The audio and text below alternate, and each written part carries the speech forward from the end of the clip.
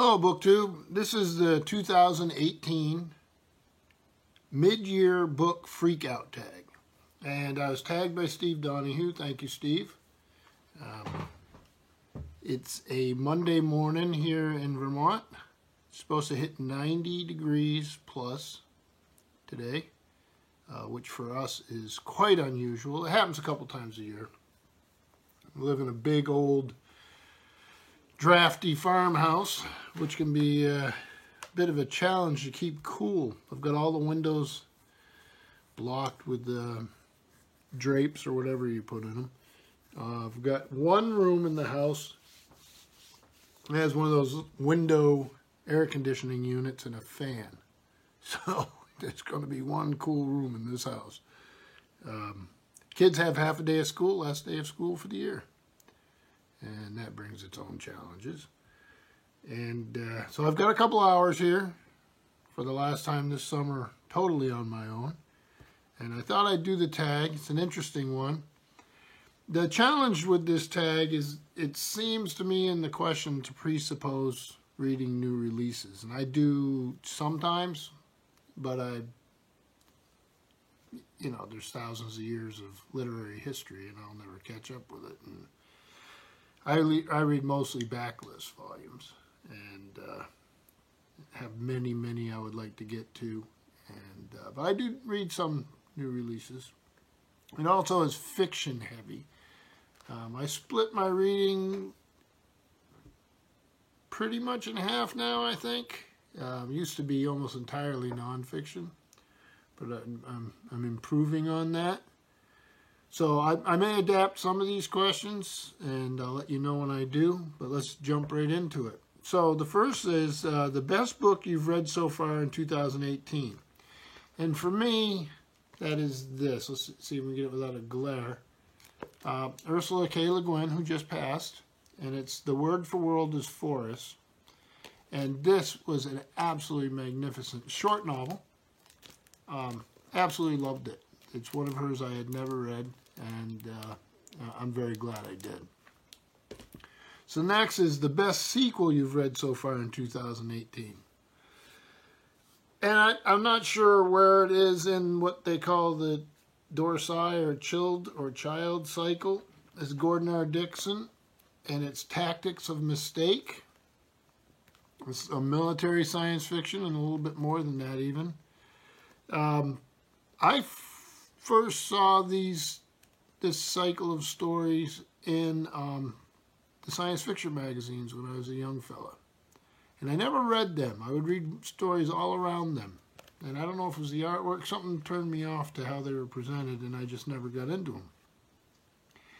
And then I heard Steve Donahue talk about a short story, novella type, I'm not sure which it was, by Dickson in part of the cycle called Brothers.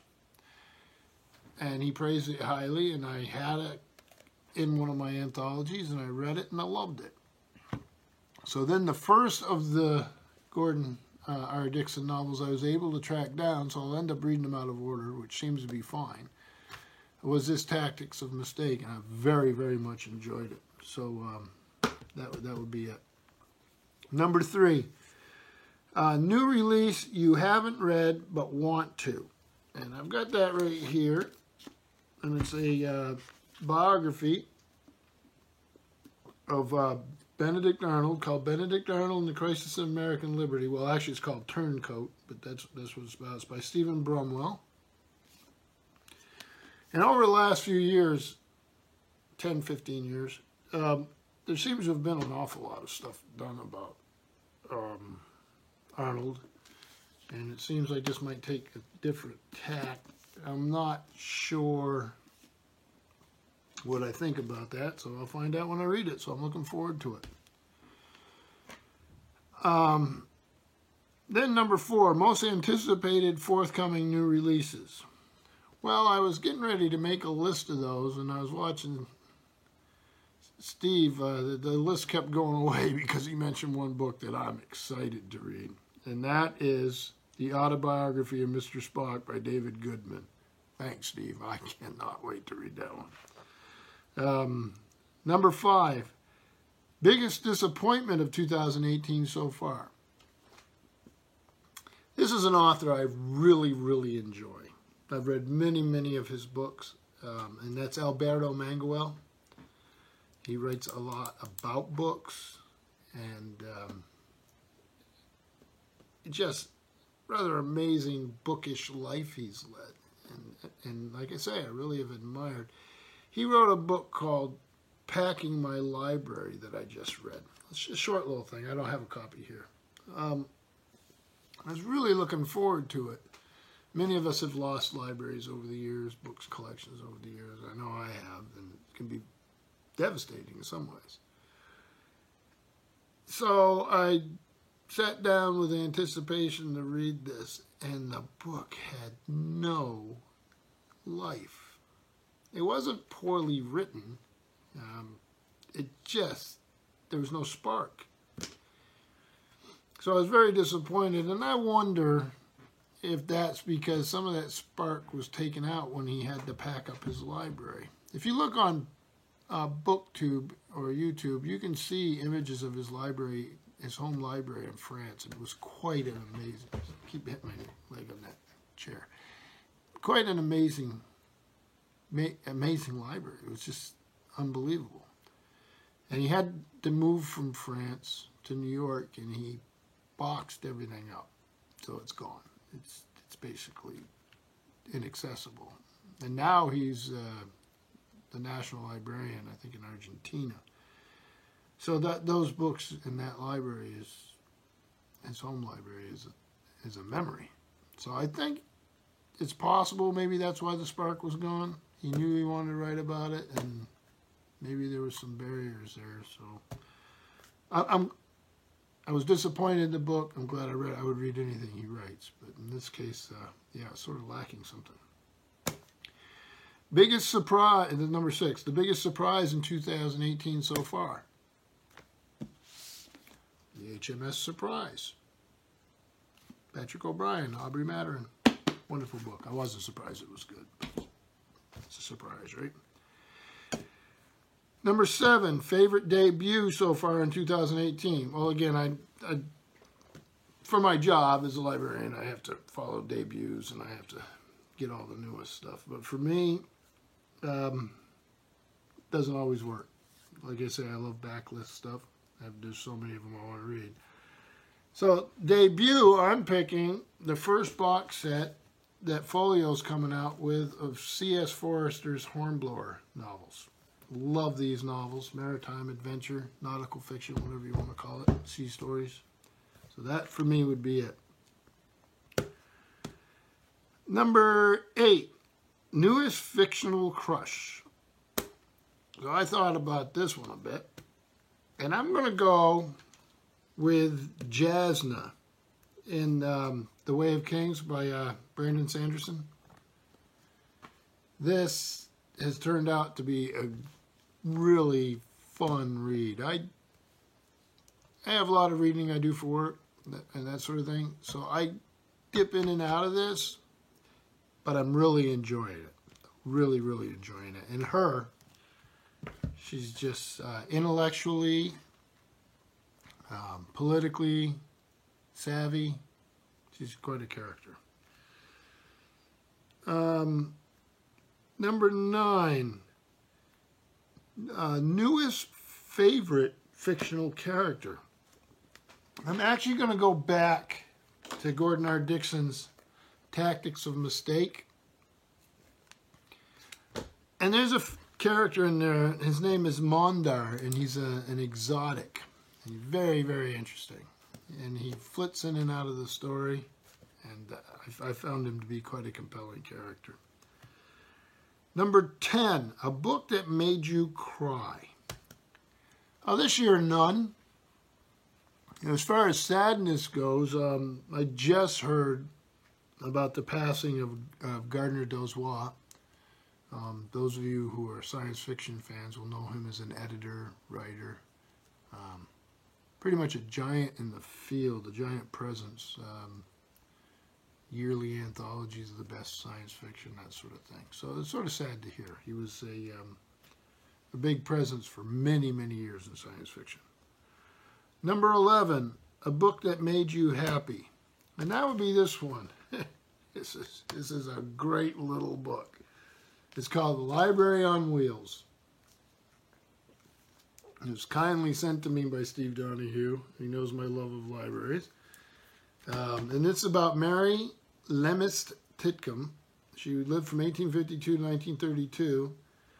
And she was one of the most innovative librarians of the 19th and 20th centuries. She grew up wanting to do something special.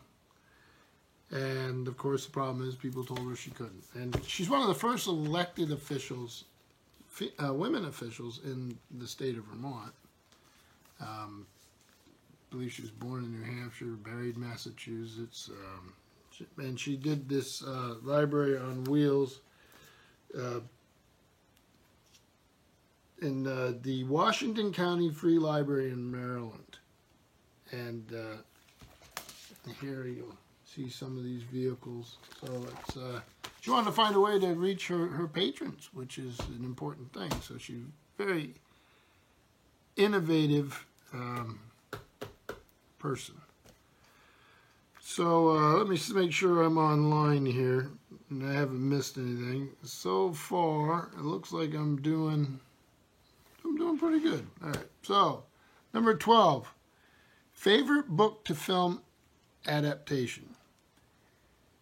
For me, it's the Expanse TV series.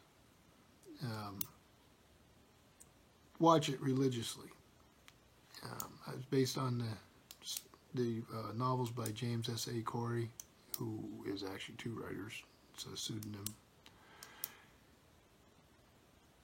The show is fantastic.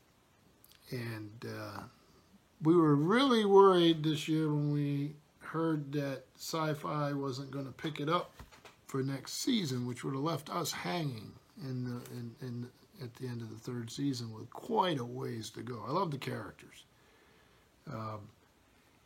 But Amazon has picked it up, so Amazon will get our money because I won't miss the next season. I mean, it's that good. I really, really like it.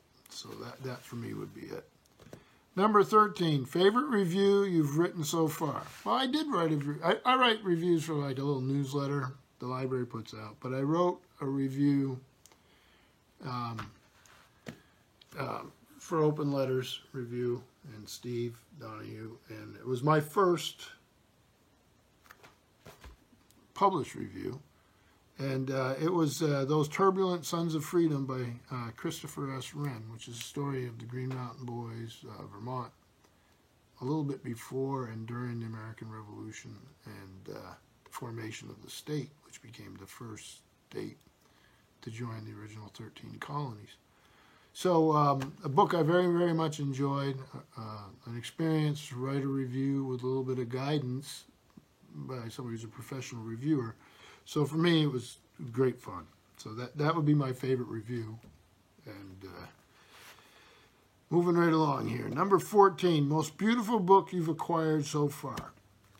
Well, this is a book I've seen in the past. I'd taken out of the library, and I managed, now I can't remember where, but I did manage to find a copy for myself earlier this year, and it's called At Home with Books. And it's just marvelous. Just find some. And it's, home book collections, which is what we do here. And beautifully done. I mean, I can look through it, happily for ages. Right here we have Roger Rosenblatt with his. So just fantastic, beautiful, fun book to read. I tell you the truth, I've read it, so it's a fun book to look at the pictures. 15. What books do you need to read before the end of the year? I just said I was doing the Brandon Sanderson, The Way of Kings, and this, like next week, will be my 1 year on BookTube. And when I started, I said what I wanted to do was get back to my roots, fantasy and science fiction. And I had missed a lot over the years because I spent a long decades, primarily, you know, I'd read some of the classics, of course, but primarily I was reading nonfiction. And I wanted to get back to the roots of what had made me love reading in the first place. So part of that project is Way of the Kings by Sanderson, and the other part is going to be this one here, and I haven't started it yet, but I hope to finish it before the end of the year, and that's Patrick Rothfuss, The Name of the Wind.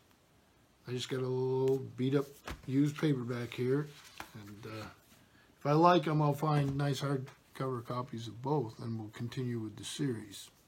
So those would be it. I'm also started, and you probably see them back up behind me, I got a couple box sets now, of some graphic novels, and they're all DC to start with, about comic book characters that I used to enjoy when I was younger, and that's another thing I got away from, and a lot has happened in that world. So I'm playing a little catch-up, see if I still enjoy them. So far, yes. I've gotten some reading in a little bit. And so those are the things for the coming year. I'm going to continue with the fantasy and science fiction, and then try to get more into the comic books and graphic novels. I may even try some manga. Who knows? But that's it pretty much for the 2018 mid-year book freakout tag. I'd like to go ahead and tag a few people. Elena Macrodina, Ernest Lee Eston, Dane Cobain, Todd the Librarian, Paperback Junkie, and From the Dusty Bookshelf. Anybody else? Be interested in hear what you have to say. So thank you, Steve, and thank you, BookTube.